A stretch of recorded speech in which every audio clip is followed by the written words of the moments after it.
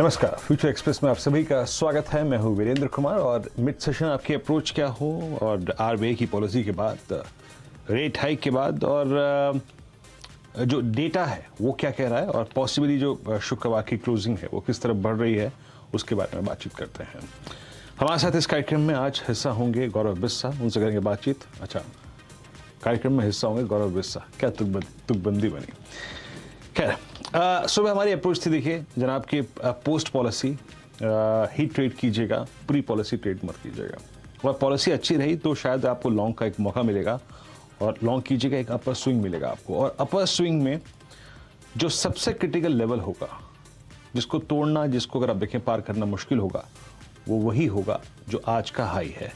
जरा एक बार चेक कीजिए आज का हाई एग्जैक्टली क्या है। 17,474, ये कल का इंट्राडे हाई का वो जोन है जो हमने कल भी डिस्कस किया था। 17,476 कल की स्ट्रेटेजी में मेंशन था और आज के मॉर्निंग आउटलुक में क्लियरली मेंशन था कि 17,476 पोस्ट 443 एक रेजिस्टेंस के तौर पे काम करेगा। लेकिन एक चीज याद रखिएगा, इस ट्रेजेक्ट्री को हमने बहुत अभी डिसाइसिवली सरेंडर नहीं किया है, कोलैप्स नहीं हुए हैं। हम डेलो की ट्रेजेक्ट्री जो थी करीब 17,382 की, उसको रिविजिट नहीं कर रहे हैं। और पैरेलली एक चीज स्क्रीन पे और देखिए कि निफ्टी बैंक एक अपने बड़े कॉल राइटर के जोन के ऊपर 38,000 के जोन के ऊपर डिसाइसिवली ट्रेड कर रहा है। ये वो इंडेक्स है जिसको आई थिंक आज के इवेंट सबसे ज्यादा प्रभावित कर रहे थे। पॉलिसी जहां पर अगर आप देखें 50 बेसिस पॉइंट हाइक हुआ और एक क्रूड जो कि 6 महीने की लोवेस्ट ट्रेजेक्ट्री में है, तो ये दो चीजें आई थिंक बैंक निफ्टी को काफी पुश कर रही थी और यकीन मानिए अब तक पुश कर रही हैं, इसको फ्रंट फुट पे लाकर खड़ा कर रही हैं।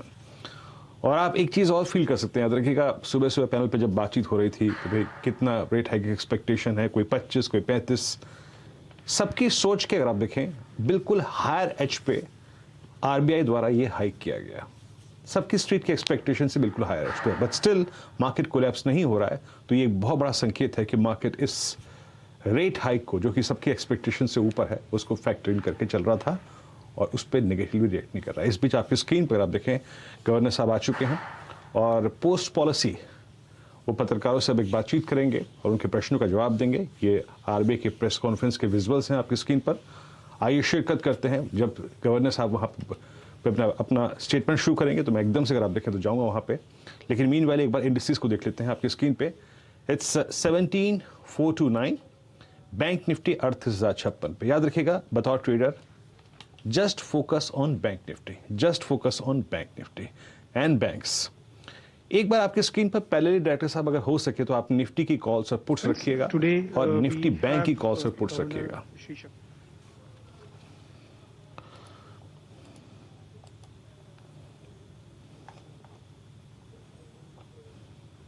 Deputy Governor Shri T. Ravi Shankar, and also joining us are two executive directors, Dr. O.P. Mal and Dr.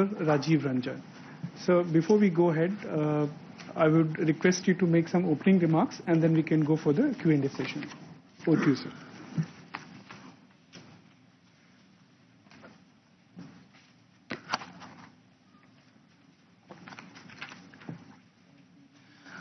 Good morning. Thank you for your participation. Now, the statement, the monetary policy resolution and all other announcements are already with you, and I'm sure you would have gone through them.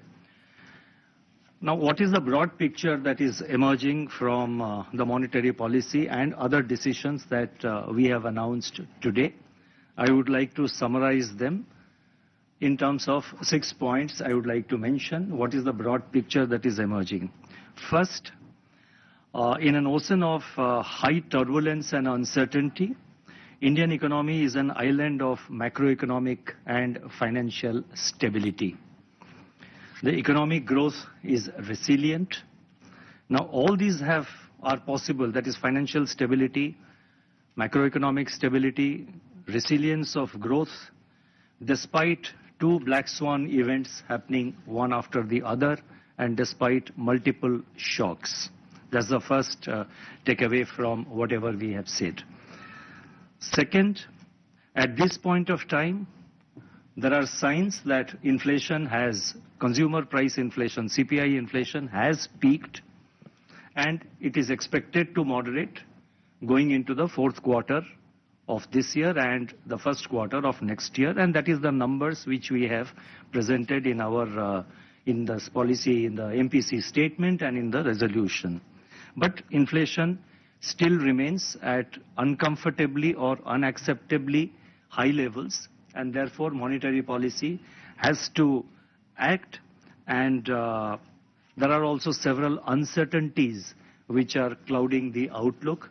So monetary policy has to therefore act, and that is why the monetary policy action of 50 basis points rate hike that was announced today, unanimous resolution of the MPC. The third point is that if you put together the first 2 points, what I said, now what emerges out of that is that steps have to be taken to contain inflation and inflation expectations. And the other thing that comes out is that the resilient economic activity gives us the space to act. And the aspect of growth is always taken into consideration and is always factored in MPC's deliberations as well as in MPC's decisions. The fourth point I would like to mention as a part of the broad picture is that the excess liquidity which we had, that is being gradually brought down. I have mentioned about it in the resolution. And we have also said that there will be two-way fine-tuning operations with regard to liquidity based on the evolving situation to ensure that there is adequate liquidity in the system. The fifth point is that with regard to the external sector, the current account deficit is expected to remain within manageable limits. And the Reserve Bank has the ability to finance the current account deficit based on our assessment. The forex reserves remain strong, and Reserve Bank will effectively deal with excess volatility of the exchange rate. And as I mentioned in the statement, the umbrella remains strong. The sixth and final point is that monetary policy will be calibrated, measured, and nimble, depending on the unfolding dynamics of inflation and economic activity.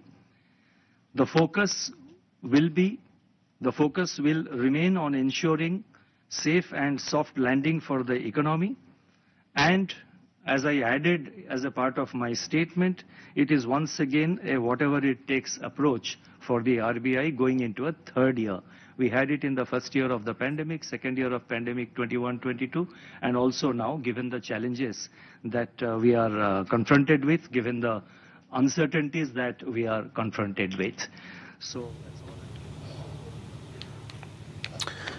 ये आप देख रहे थे post policy अगर आप देखें जो governor साहब का इंटरेक्शन था मीडिया के साथ, उसमें आप इस वक्त उनके वक्तव्य को सुन रहे थे। उनके जो भी अगर आप देखें महत्वपूर्ण अपडेट्स होंगे वो स्क्रीन के निचले भाग पे फ्लैशेस के रूप में आपको स्क्रीन पे दिखाई देंगे। बट एक बार लेके आइएगा bank Nifty at day high, और जैसे कि मैं कह रहा था कि बैंक निफ्टी ने कहीं ना कहीं इन सारी चीज़ों को हजम कर रखा था, फैक्टरिंग कर रखा था, और इसीलिए अगर आप देखें मार्केट्स नेगेटिवली रिएक्ट नहीं कर रहे हैं। और मैं आपको दो बातें बताता हूँ।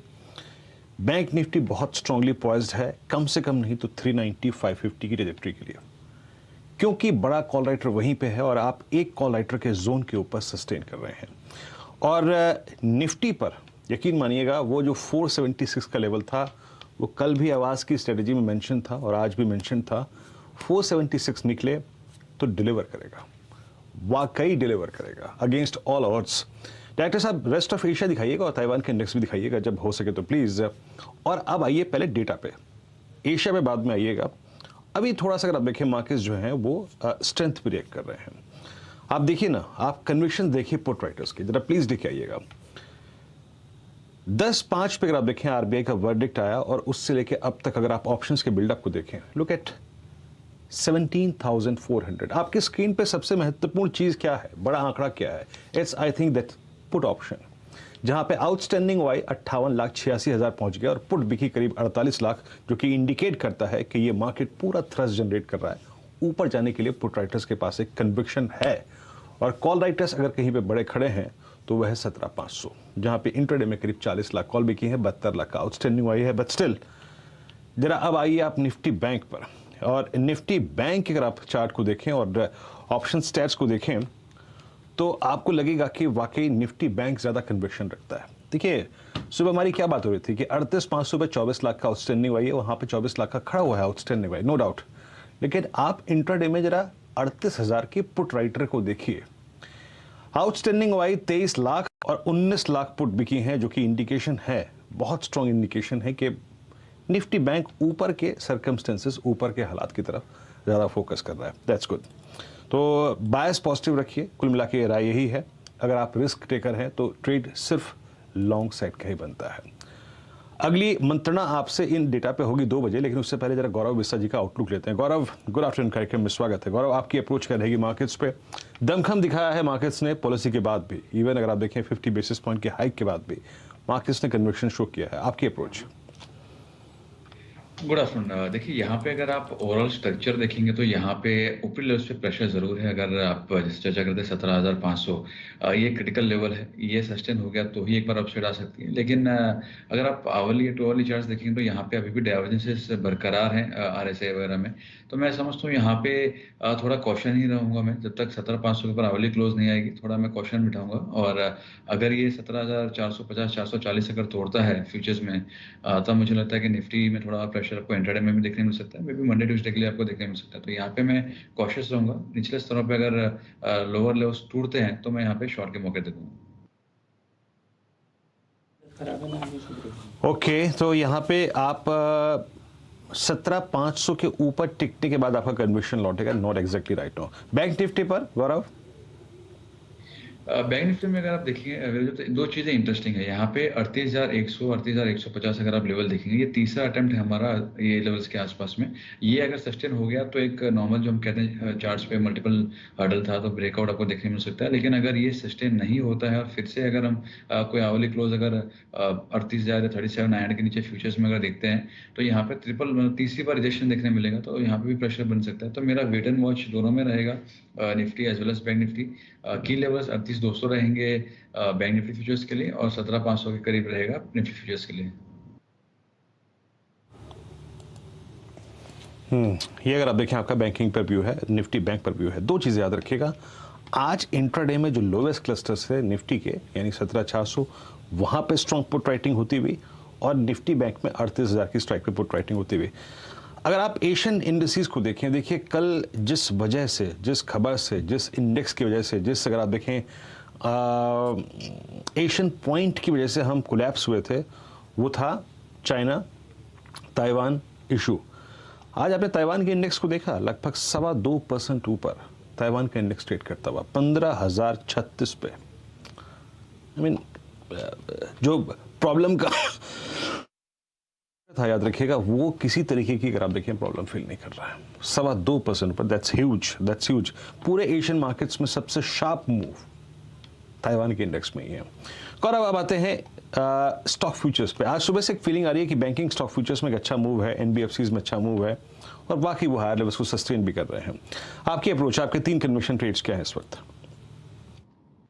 देखिए मेरा एक बैलेंस अप्रोच ही रहेगा, जैसे मैंने चर्चा की थी कि थोड़ा मिक्स बैग रहेगा। जो लॉन्ग साइड में मुझे लग रहा है वो है ABFRL। यहाँ पे अगर आप देखेंगे तो काफ़ी अच्छे एक राइजिंग ट्रेंड लाइन को सस्टेन करके स्टॉक जो है ऊपर जा रहा है। इचिमोको सेटअप पे सबसे भी अच्छा लग रहा है। यहाँ पे मुझे रिलेटिव स्ट्रेंथ भी आपको देखने मिलेगी। निफ्टी में जो सबसे करेक्शन आया है, एटलीस्ट मिड कैप में जो करेक्शन आ रहा है उसमें ये थोड़ा छूटा रहा है और मेजर सपोर्ट्स को लेके बाउंस किया है। तो 275 के स्टॉप लॉस से बाय कर सकते हैं ABFRL। 290 का इसमें टारगेट होगा। दूसरा जो बाय होगा वो है HUL, हिंदुस्तान यूनिलीवर का।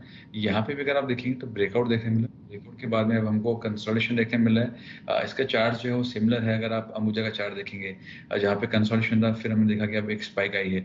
तो सिमिलर चीज मुझे यहाँ पे लग रहा है कि यहाँ पे अभी कंसोलिडेशन हो चुका है, स्पाइक यहाँ पे भी आ सकती है। 2700 के टारगेट्स के लिए प्ले कर सकते हैं। 2625 रुपए का इसमें स्टॉप लॉस होगा। और एक मतलब सेल होगा वो है गोदरेज प्रॉपर्टीज। ऊपर गया स्टॉक, एक फेल ब्रेकआउट देके वापस नीचे आ रहा है। प्रेशर यहाँ से और माउंट हो सकता है। 1360 के इसमें टारगेट्स होंगे। 1430 के स्टॉप लॉस है। गोदरेज प्रॉपर्टी को बेच सकते हैं। आवली चार्ट्स पे यहाँ पे ये इचिमोकू की जो क्लाउड के नीचे ट्रेड कर रहा है, तो थोड़ा यहाँ पे प्रेशर आने वाले समय में देखने मिल सकता है।